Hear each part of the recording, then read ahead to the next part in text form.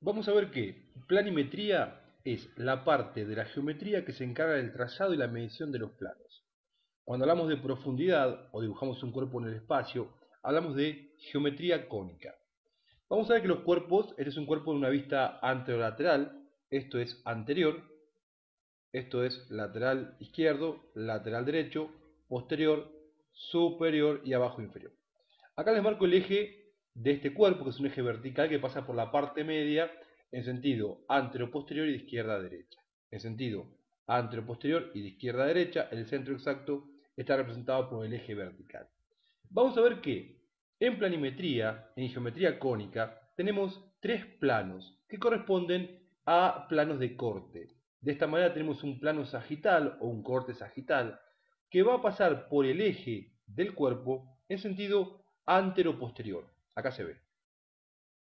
Y me divide a ese cuerpo en dos mitades, una mitad izquierda y una mitad derecha. Otro plano de corte es el corte frontal.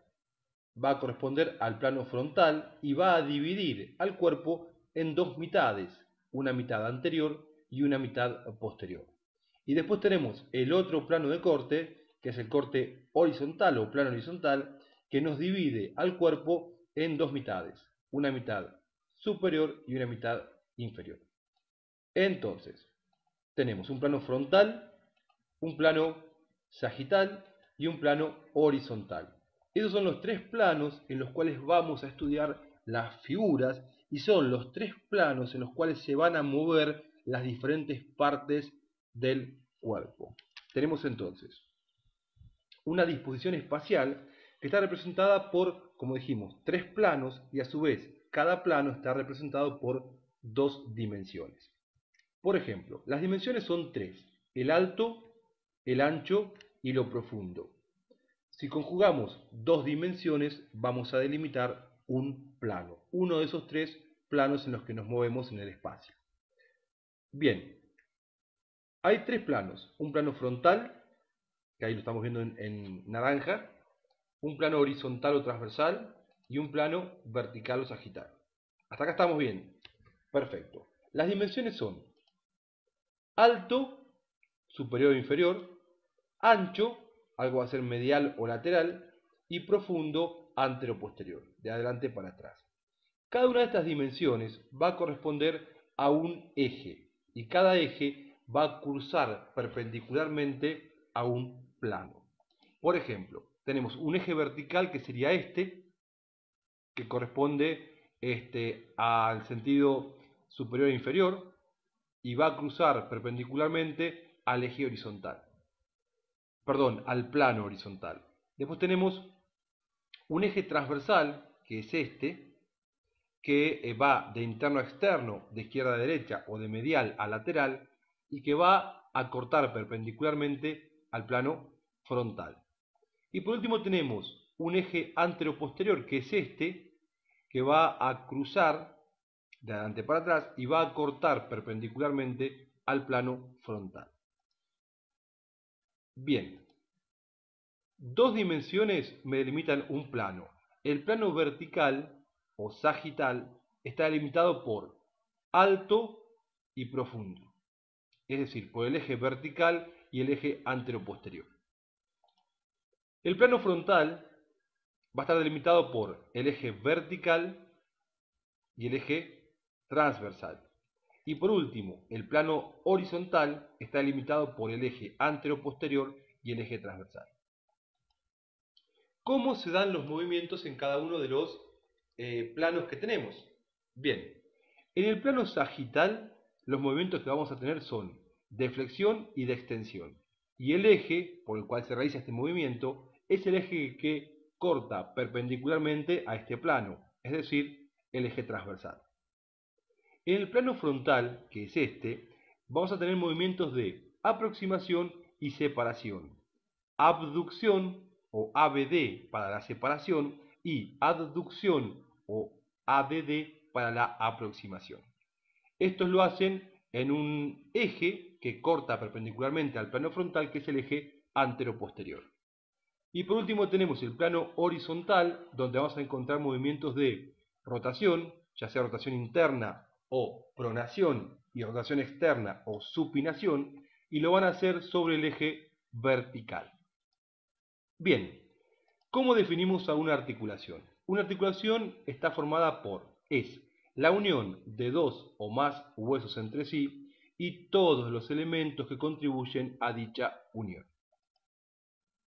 Según el movimiento, se pueden clasificar en articulaciones que son inmóviles, que son las sinartrosis, articulaciones medianamente móviles, que son las anfiartrosis, y articulaciones muy móviles, iba a decir inmóviles, articulaciones muy móviles, que son las diartrosis. Las sinartrosis, un tipo de ellas son las famosas suturas. Vamos a hablar de las diartrosis. Las diartrosis tienen características anatómicas que son comunes. Son articulaciones móviles por excelencia y tienen características anatómicas que son comunes. ¿Cuáles son estas características anatómicas? Bien, por un lado, tienen superficies articulares completamente lisas. ¿Para qué? Como son móviles, para evitar la fricción. A su vez, estas superficies articulares que son lisas están recubiertas por un fibrocartílago. ¿Para qué? Para asegurar más ese deslizamiento normal. Después tenemos una cápsula articular que va a recubrir las superficies articulares y se va a insertar a milímetros de ellas y la cierra herméticamente, con una membrana sinovial que tapiza internamente la cápsula articular y las superficies óseas hasta el fibrocartílago, no tapiza el fibrocartílago, perdón, el cartílago hialino, y después tenemos adentro un líquido sinovial que es producido por la membrana sinovial. La función de la membrana, del líquido y del cartílago es la de lubricar el movimiento de los huesos entre sí y evitar que haya fricción y destrucción ósea. Y por último tenemos elementos de coaptación, que van a ser meniscos o diferentes tipos de rodetes o fibrocartílagos que se interponen entre las superficies articulares y hacen que éstas coapten o articulen mucho mejor. Y una séptima característica, que son elementos periféricos, ligamentos, que van a reforzar la cápsula articular. Entonces, a ver qué nos marca la bola amiga. Estamos viendo acá el cartílago hialino que recubre las superficies articulares, el otro cartílago. Esto es un rodete, el rodete articular y nada más. Bien, características anatómicas de las diartrosis. Anatómicamente se van a dividir según las características de las superficies articulares.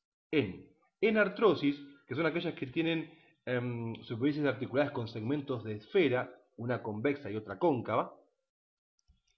Y los movimientos que producen los movimientos que tiene son rotación interna y externa. Esta se va a hacer en un eje vertical y sobre un plano horizontal. Entonces tenemos rotación hacia adentro y hacia afuera, o hacia afuera y hacia adentro, depende de cómo lo estemos evaluando. Otro movimiento que tiene es el de separación y aproximación. Habíamos dicho que se hacía en el plano frontal y sobre un eje antero-posterior, en el plano frontal. Separación y aproximación. Otro movimiento que tenemos es el de flexión hacia adelante o hacia atrás, hacia arriba o hacia abajo, que se va a dar en un eje transversal y sobre un plano sagital. Tenemos entonces extensión y flexión. Y después tenemos los 6 movimientos juntos que corresponden a la circunducción. No confundir, siempre digo lo mismo, con circuncisión porque eso es otra cosa. Bueno, ejemplo de articulación ejemplo de artrosis, la articulación escapulohumeral. La troclear o gínglimo. La troclear o gínglimo corresponde a segmentos de polea. Una polea es un segmento cilíndrico que está estrechado en su parte media, por lo cual tiene dos vertientes laterales, dos calles que se encuentran en una depresión central. Esa es una superficie articular. Y la otra va a tener una saliencia que la corresponde y se mueve, se desliza sobre esta, con movimientos de flexión y extensión. Estos movimientos lo van a hacer en un eje transversal, que acá lo vemos, y siempre sobre un plano sagital. Ejemplo de articulación troclear, la articulación húmero-cubital. Otro tipo de articulación es la condilia. En la condilia vamos a ver que las superficies articulares corresponden a segmentos elipsoides, a verdaderos huevos. Eso es una esfera y ahí la vemos achatada. Son segmentos elipsoides. Tienen solamente movimientos de separación y aproximación, que lo van a hacer en un eje anteroposterior y en un plano frontal, y movimientos de flexión y extensión, que lo van a hacer en un eje transversal y en un plano sagital. Ahí vemos el plano, el eje anteroposterior, y ahí tenemos el eje transversal. En estos ejes se van a mover las condilias. Producen en el eje anteroposterior separación y aproximación, y en el eje transversal van a hacer flexión y extensión. Lo que no tienen las condilias es rotación ni interna ni externa. Ejemplo, la húmero radial. Las trocoides son aquellas superficies articulares que corresponden a segmentos de cilindro. Vamos a ver que van a tener solamente movimientos de rotación, interna o externa, lo van a hacer en un eje vertical y sobre un plano horizontal. Rotación interna y rotación externa. Ejemplo, la radiocubital superior. Después tenemos las encajes recíproco o celares. Son superficies articulares que corresponden a sillas de montar. Cada una es cóncava y convexa en diferentes planos. Por ejemplo, vamos a analizar la superficie articular de color celeste. Vamos a ver que en este eje, que como no vemos cómo está dispuesta la articulación, no podemos caracterizar si es anteroposterior, transversal o qué, pero en este eje es convexa, en el otro eje es cóncava. Y de igual forma la otra y la corresponde. Tiene separación y aproximación y tiene rotación interna y flexión y extensión. Tiene entonces separación y aproximación y flexión y extensión. Lo que no tiene, igual que las condilias, carece de rotación interna y externa. Y por último tenemos las artrodias. Ejemplo del anterior, acá lo ven, la articulación trapezo-metacarpiana. De vuelta, me faltó la P, metacarpiana, me sobró una E, trapezo metacarpiana. Y bueno, es tarde, gente. Mañana tenemos la conferencia virtual, así que estoy preparando todo esto ahora.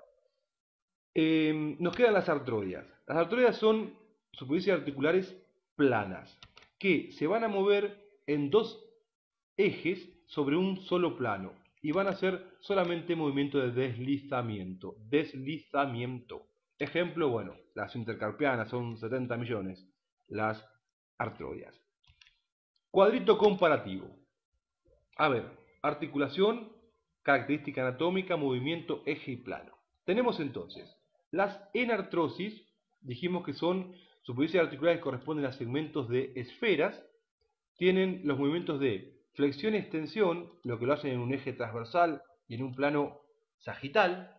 Pueden ir copiándolo el cuadrito este, vayan copiándolo porque está copado. Entonces tenemos articulación, anatomía, o es decir, las características anatómicas, movimiento, eje y plano. Las enartrosis son esferas, tienen flexión y extensión. Copien rápido, che. Se mueven en un eje transversal y en el plano sagital. Rotación y extensión, perdón, cualquier cosa estoy diciendo. Rotación, interna o externa, es el otro movimiento de la enartrosis. Eso, la rotación, lo van a hacer en un eje vertical y en un plano horizontal. Rotación interna que se llama pronación, rotación externa que se llama supinación. ADD-ABD, abducción o aproximación y abducción o separación. Eso lo hacen en un eje anteroposterior sobre un plano frontal. Y el último movimiento es la circunducción, que son los 6 movimientos anteriores juntos. Troclear. Eran poleas, gíngrimos. Movimientos, solo flexión-extensión. Eje transversal, plano sagital. Las trocoides eran segmentos de cilindros, movimientos solamente rotación, eje vertical, plano horizontal. Las celares o encaje recíproco eran sillas de montar. Movimientos, tiene todos los movimientos menos lo de rotación, los de rotación, y por ende no tiene circunducción. O sea que tiene flexión y extensión, lo que como dijimos se hace en un eje transversal y en un plano sagital, siempre es igual, y tiene separación y aproximación, lo que se hace en un eje antero-posterior y en un plano frontal. Las condilias eran huevos, elipsoideas, segmentos ovoideos. Igual tienen los mismos movimientos que la celar. Y por último, las artrodias, que son superficies articulares planas, movimientos de deslizamiento en dos ejes y en un plano. ¿Está el cuadrito? ¿Sí? ¿Se entendió más o menos esto? Bueno, vamos a pasar ahora a las preguntas de integración. Ahí vamos.